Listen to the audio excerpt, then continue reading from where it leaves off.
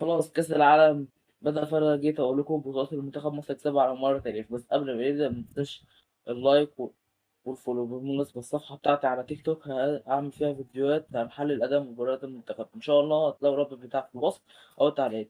نفس الفيديوهات هتنزل على الانستجرام فتابعني هناك برضه. يلا بينا. البطولة الأولى بطولة دورة الألعاب العربية سنة 1953. المباراة النهائية كانت يوم 9 أغسطس 1953، وكانت ما بين مصر ولبنان، وانتهت المباراة بنتيجة 5-0 لمصر. ومسجلين هم شريف برضه سجل هدفين، وسيد الفوزو أحمد مكاوي ومحمود القاضي. وده كان اكتساح مصر كامل والسيطرة المطلقة منذ الدقائق الأولى، والفراعنة أمطروا شباك بتنام خماسية نظيفة دون أي مقاومة تذكر.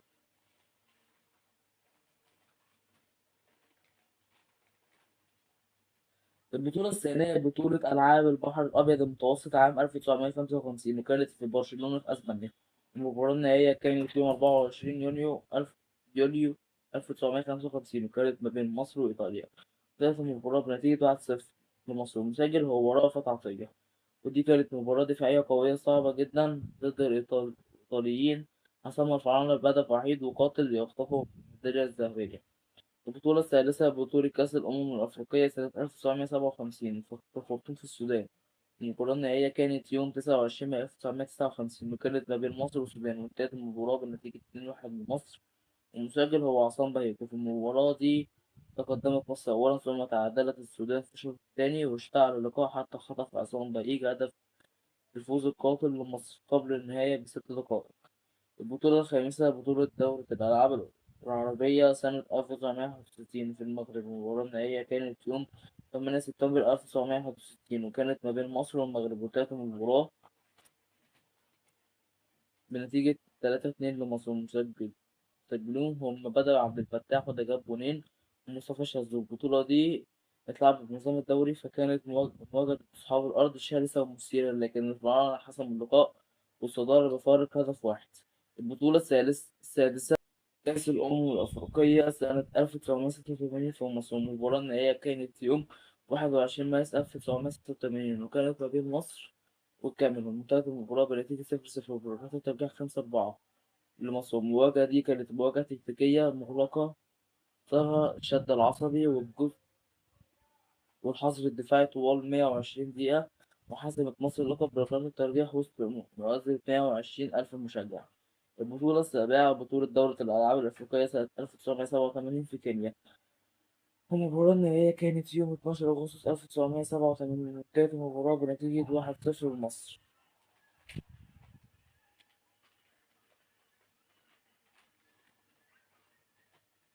مسجل هو رمضان السادس في الوقت الإضافي. وفي المباراة دي صمود دفاعي كبير من كينيا أمام جماهيرها امتدت مباراة لأشواط إضافية حتى خطف رمضان السيد هدف الذهب السنوي.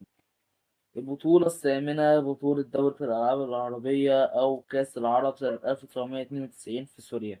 المباراة النهائية كانت يوم 17 سبتمبر 1992، وكانت بين مصر والسعودية، وانتهت المباراة بنتيجة 3-2 لمصر. المسجلين هم سامي الشيشيني، أحمد الكاس، وحسام حسن. وده كان نهائي مثير ومفتوح، شهد تبادلا هجوميا كبيرا بين الطرفين، وحسمها فرعون في الدقائق الأخيرة بفضل خبرة النجوم. البطولة التاسعة بطولة دورة الألعاب الأفريقية سنة 1995 في زيمبابوي. المباراة النهائية كانت يوم 23 سبتمبر 1995، وكانت ما بين مصر وزيمبابوي. وانتهت بنتيجة 3-1 لمصر. المسجلين هم عبد الستار صبري، ده جاب جونين، ومصطفى صبري. لكن تفوق كاسح منتخب مصر الذي سيطر على مجريات اللعب وأنهى آمال أصحاب الأرض بثلاثية قضى عبد الستار الصبري. البطولة العاشرة بطولة كأس الأمم الأفريقية نسخة 1998 في بوركينا فاسو. المباراة النهائية كانت يوم 28 فبراير 1998، وكانت ما بين مصر وجنوب أفريقيا. وانتهت المباراة بنتيجة 2-0 لمصر. ومسجلين هم أحمد حسن وطارق مصطفى. المباراة دي كانت صدمة مصرية مزدوجة بهدفين مباغتين في أول 13 دقيقة. سبق قذيفة أحمد حسن وخدع الكعب حازم إمام، لهم إغراق دفاعي أمام محكم حتى النهاية. البطولة ال11 بطولة كأس الأمم الأفريقية عام 2006، وكان في مصر. والمباراة النهائية كانت يوم 15 فبراير 2006، وكانت ما بين مصر وكوت ديفوار، وانتهت المباراة بنتيجة 0-0 بمباراة الترجيح 4-2 لمصر. ومسجلين ركلات الترجيح هم أحمد حسن ومحمد عبد الوهاب وعمرو زكي وأبو تريكة. دي كانت مباراة بدنية طاحنة شهدت ضياع ركلة الجزاء لأحمد حسن في الوقت الإضافي عشان يتألق الحضري في ركلات الترجيح ويسجل أبو تريكة الركلة الحاسمة. البطولة الثانية عشر بطولة دورة الألعاب العربية سنة 2007 في مصر، والمباراة النهائية كانت يوم 24 نوفمبر 2007، كانت ما بين مصر والسعودية، وانتهت المباراة بنتيجة 2-1 لمصر، مسجلين هم حسام غالي وعماد متعب. ودي كانت مباراة قوية حسمت الصدارة تأكيد المجموعة، وتقدمت فيها مصر وهددت السعودية المرمى، لكن الفراعنة آمنوا بالفوز وحصدوا الميدالية الذهبية. البطولة الثالثة عشر بطولة كأس الأمم الأفريقية عام 2008، كان المباراة النهائية كانت يوم 15 فبراير 2008، كانت ما بين مصر والكاميرون، وانتهت المباراة بنتيجة 1-0 لمصر، المسجل هو أبو تريكة. المباراة دي كانت صراع تكتيكي عنيف حسمته إنجلترا لما قاتل محمد زيدان مسترخص الكورة من مدافع الكاميرون لأبو تريكة وخطفها بقى في الجول، وكسبنا البطولة.